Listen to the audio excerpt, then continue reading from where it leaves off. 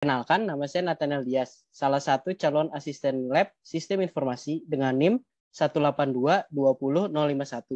Pada video dan kesempatan kali ini, saya akan memberikan sedikit penjelasan tentang salah satu kakas bisnis analisis, yaitu Critical Success Factors and Key Performance Indicators. Video ini dibuat untuk memenuhi tugas kedua rangkaian seleksi asisten lab sistem informasi. Tanpa berlama-lama, mari kita mulai videonya. Pertama, mari bahas tentang pengertian CSF dan KPI terlebih dahulu. CSF diidentifikasikan terlebih dahulu daripada KPIs. CFS merupakan manajemen strategi perusahaan dengan memperhatikan faktor-faktor yang akan menentukan keberhasilan perusahaan. CSF adalah elemen organisasi yang vital bagi keberhasilannya. Terdapat 4 tipe CSF, yaitu industri, hasil dari karakteristik spesifik industri; environmental, hasil dari pengaruh lingkungan makro pada organisasi; strategik, hasil dari strategi kompetitif spesifik organisasi; dan temporal, hasil dari perubahan dan pengembangan internal organisasi dan biasanya berumur pendek.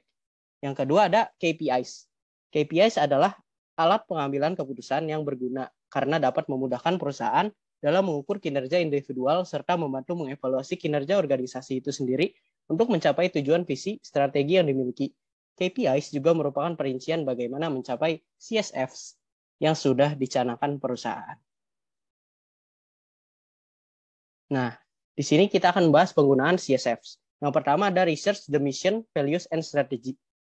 Awalnya kita harus mengetahui tantangan dan prioritas utama yang perlu menjadi fokus organisasi saat ini.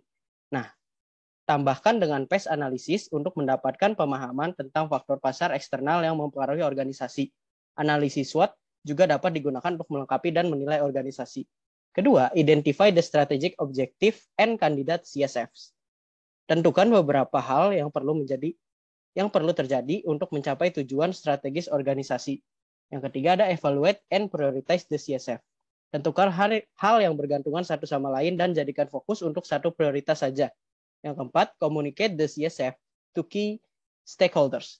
Tujuan mengomunikasikan dengan stakeholders adalah untuk mendapat feedback dari mereka, karena kemungkinan akan muncul ide hebat untuk memenuhi CSF organisasi. Yang kelima, ada monitor and measure the progress. Lakukan sistem pemantauan agar data dapat terjaga dengan baik dan diperbaiki atau diupdate dengan cepat jika terjadi masalah. Penggunaan KPIs. Yang pertama, menentukan tujuan yang jelas. Panduan yang jelas akan membuat siapapun yang membaca akan menafsirkan data dengan tepat. Yang kedua, membuat rincian tujuan secara garis besar. Tentukan target dan berfokus kepada target jangka panjang dengan pemantauan jangka menengah. Yang ketiga, mengumpulkan data. KPI diukur menggunakan data kuantitatif. Maka dibutuhkan data konkret dan valid agar dapat membantu pengukuran indikator yang tepat serta akurat. Yang keempat, membuat rumus KPI. Buat rumus dan pastikan rumus sudah diuji agar hasil yang dapat disesuaikan dengan realisasi atau tidak. Yang kelima, ada menyajikan KPI. Sajikan KPI dengan terjemahan seperti ke dalam bentuk visual yang mudah dipahami. Contohnya adalah grafik dan bagan. Lalu ada contoh penggunaan CSF di kehidupan sehari-hari atau contoh kasusnya. Dengan faktor-faktor yang mendukung akan dilakukan analisis dari berbagai sisi seperti perkembangan teknologi informasi yang sudah optimal, program yang ada mendukung perusahaan, perlunya layanan konsumen, pelatihan karyawan untuk meningkatkan kualitas SDM, perluasan jangkauan target pasar, tindak lanjut dari saran customer, dan lainnya. Semua analisis tersebut akan dihitung bobot dan nilai agar dapat diurutkan mana yang akan terlebih dahulu diprioritaskan untuk segera dilaksanakan. Untuk contoh penggunaan KPIs, KPI didukung oleh faktor yaitu SMART.